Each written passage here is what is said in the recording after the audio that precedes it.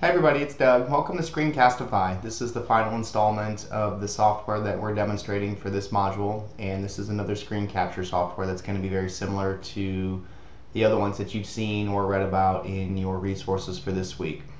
A couple things about Screencastify before we begin is that it is very specific to browser, meaning this is a Google product, and you probably have all noticed that I'm very particular with Google. I think they have great products. I think they have great interface. Their technology is fabulous. And you can't beat the price. We've already demonstrated multiple options in this course that enhance the user, you, as the ability to do a lot of different things with $0 and just simply a nice broadband action and the ability to do that. So to begin this, you'll go to screencastify.com, and there's nothing to download on this. This is a web-based application like the other ones you've seen. So you'll actually have to, when it says download, you actually have to enable the web extension, and you have to be using Google Chrome for this. You cannot be using Internet Explorer, Firefox, Safari, any of the other browsers that are out there. This only will work in Google Chrome, so make sure that you are using this. This is my preferred browser of choice. So once you do that, you actually will enable the extension and you'll come to the interface here. So keep in mind just a couple things when you do see this. There is a light version, which is free, and that one actually allows for about 10 minutes of video, and you can do about 50 videos a month for that one, and that's a great option there. You can't beat all that for what's there. Again, who's doing more than 50 videos in a month anyway? And there's another option that is there for a whole whopping $2 a month. So something you want to consider that is going to be extremely user-friendly for only $2 and very fitting and aforementioned to any budget that's there. So once you come to the interface, this is going to be your Screencastify welcome page. Again, you have to use a Google account in order to get to this page and enable the web extension.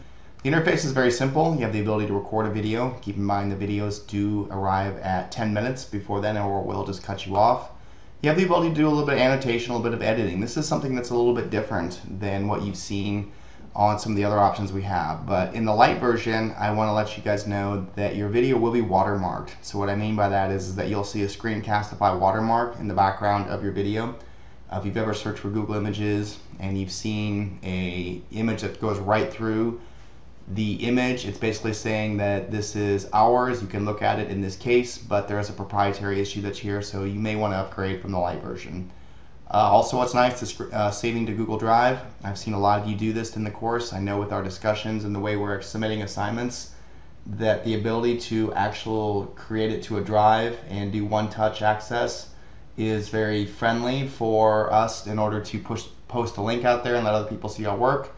Or the other option is you can actually go in and you can publish to YouTube. Again, Google owns YouTube, so the interface is one-click access, assuming that you are logged into both accounts. You can make your video public, private, or unlisted, and you can go ahead and post that to a drive that's there.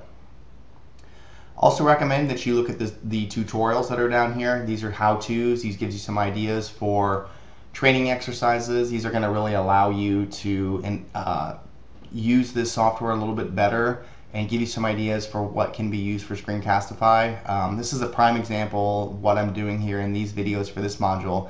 These are screen captures, and these are demonstrating how to use something, a little bit of production value with an audio video that's over the back end of it, and then just demonstrating what can be used for it. So I hope you really enjoy this one. I think there's some good stuff that's in here. I think you're going to find a lot of these to be very similar to one another. Each one has its own quirks and benefits. You're going to find one that you're going to like better than others, and I hope that you do stick with it.